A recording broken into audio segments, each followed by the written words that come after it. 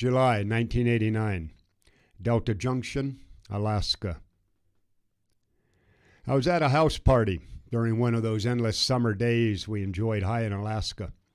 As the afternoon progressed and most of the folk headed into drunken antics, I found my attention being drawn to a large blue book sitting by itself on a small table next to a window. It was pushed back and out of the way, partly hidden by a curtain. No one else was giving it any attention. But for me, it shone like a beacon. Eventually, I went over. It was the Urantia Book.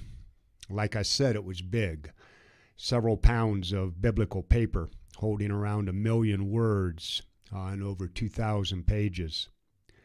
As I scanned it, I went into mild shock. What I was reading was unbelievable, yet oddly familiar. The host of the party was non-committal about the book. It had recently been given to her, and she had not read it.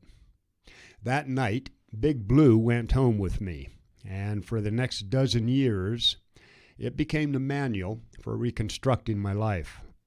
It then led me on to college at 44 years old in search of the eventual world peace to which it alludes, earning my PhD in integral theory at 57 years old and eventually rewriting part 4, the life and teachings of Jesus, titled Son of Man, Urantia, for today's generation.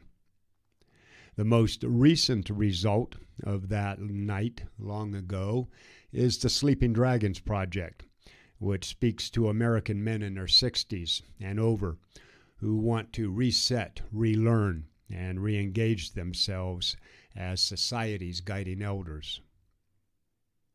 When I chanced, or not, on the Urantia revelation, I was 30 years old, an apprentice power lineman out of IBEW Local 1547, Fairbanks, Alaska.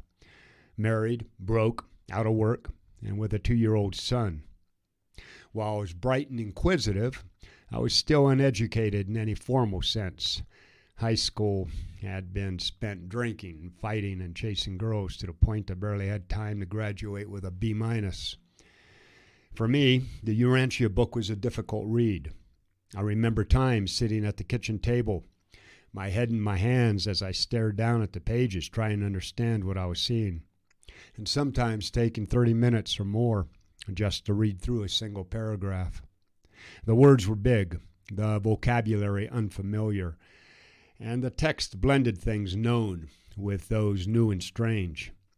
I had an eerie feeling that I was being shammed, maybe groomed, or possibly indoctrinated. As the years wore on, every page of my original Urantia book became filled with highlights or finely scribbled notes.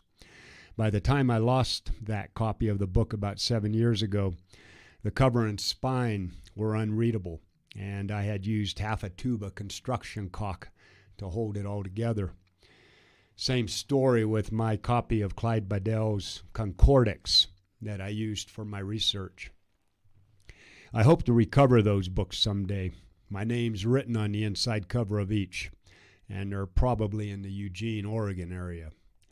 Thank you very much.